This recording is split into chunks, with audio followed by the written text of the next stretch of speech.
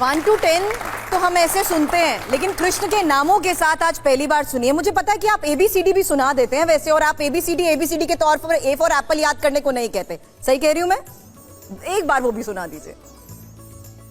A for Arjun, B for Balram, C for Chaitanya, D for Damodar, E for एक चक्र, F for flute, G for Ganga, H for Hanuman, I for Indradev, J for Jagannath, K for Krishna, L for Luv Kush, M for Mahaprabhu, N for Narasimha, M for Mahaprabhu, N for Narasimha, M for Mahaprabhu, N for Narasimha, O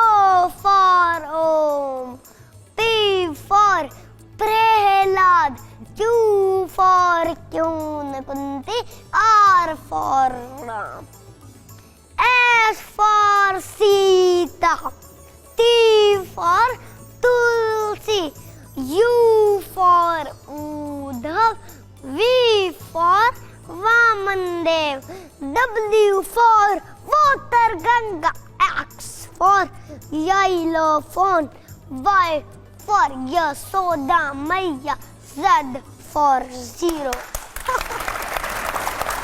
मृत्यु पे सब zero हो जाएगा, इसलिए भक्ति करना सीख लो।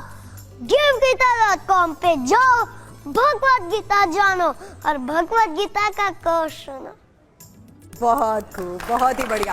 प्रोफेसर साहब, आपके पास बच्चे आते हैं, किस तरीके से वो ये ज्ञान आपके जरिए धारण करते हैं, उस अनुभव के बारे में भी जानूंगी, क्योंकि हम यहाँ पर भगवत गीता की बात कर रहे हैं और रामचरितमानस की भी बात कर रहे हैं। एक सवाल आगे बढ़ने से पहले कृष्णा शिंदे जी आपसे कर रही हूँ, क्योंकि आपके विचार में गीता का संपूर्ण निचोड़ क्या है? सर्वधर्मान् परित्यज्य मामेकं शरणं व्रज, अहं त्वां सर्वपापेभ्यो मोक्षयिष्यामि मा शुचा। सभी धर्मों का त्याग करके अर्जुन तू मेरे शरण आ, मैं तुझे सभी पापों से मुक्त कर दूंगा। मतलब भगवान श्री कृष्ण अर्जुन को कहते हैं कि जो धर्म जो होते हैं उसका त्याग करके तू मेरे शरण आ।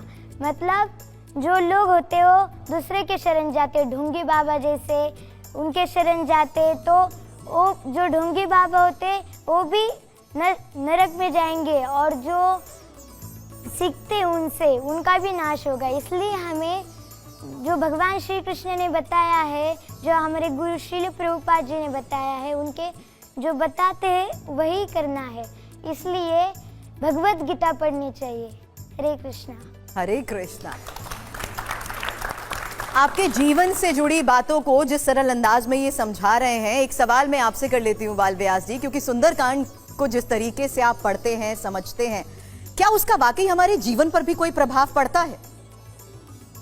जी देखिए, सुंदरकांड हम पाठ करते हैं, जैसे अब रामचरितमानस का भाग है, तो श्री रामचरितमानस तुलसीदास जी को भी सुंदरकांड उसमें अधिक प्रिय है, क्योंकि सुंदरकांड का नाम ही ऐसा है, तो पता ही चल जाता है कि सुंदरकांड है तो अवश्य ही सुंदर होगा।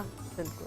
और नाम से ही नहीं, बल्कि उसको जब आप पढ़ेंगे तो आपको अलग ही विश्राम की अनुभूति होगी। बहुत सरल तरीके से इन्होंने बता दिया कि किस तरीके से हमारे जीवन पर इसका प्रभाव पड़ सकता है। लेकिन गोपाल चरण जी, एक सवाल मैं आपसे भी करना चाहती हूँ, क्योंकि आप बड़े चुलबुले अंदाज में बातों को सामने रख देते हैं। नवदा भक्ति के बारे में भी हम जरूर समझना चाहेंगे आज आपसे। नवदा भक्ति अर्थात 9 प्रकार की भक्ति। पहले हम आपको नवदा भक्ति सुनाते हैं, फिर उनके आचार्य का नाम सुनाएंगे। अच्छा। किसने कौन सी भक्ति करी और ठाकुर जी को पाया। श्रवणम, कीर्तनम, स्मरणम, पाद सेवनम, अर्चनम, वंदनम, दास्य, सख्य और आत्मनिवेदनम, ये है नवदा भक्ति। अगर इन 9 प्रकार की भक्ति में से आप एक भी भक्ति कर लोगे तो ठाकुर जी आपसे प्रसन्न हो जाएंगे। अब बताते हैं नवदा भक्ति के आचार्यों का नाम। श्रवण भक्ति करी है राजा परीक्षित जी ने, कीर्तन भक्ति करी है सुखदेव जी ने, स्मरण भक्ति करी है प्रहलाद जी ने, पाद सेवनम भक्ति करी है माता लक्ष्मी जी ने, अर्चनम भक्ति करी है पृथुराजा ने, वंदनम भक्ति करी है अक्रूर जी ने, दास्य भक्ति करी है हनुमान जी ने, सख्य भक्ति करी है अर्जुन जी ने और आत्मनिवेदनम भक्ति करी है राजा बलि ने। ये है नवदा भक्ति के आचार्यों का नाम। नवदा भक्ति जो आपने सुना, ये मैं यहाँ यंगस्टर्स को बता देती हूँ, ये 9 फॉर्म्स ऑफ डिवोशन है हिंदुइज्म में। और यहाँ देख लीजिए, इनके पास कोई यहाँ पर धार्मिक किताब भी नहीं है।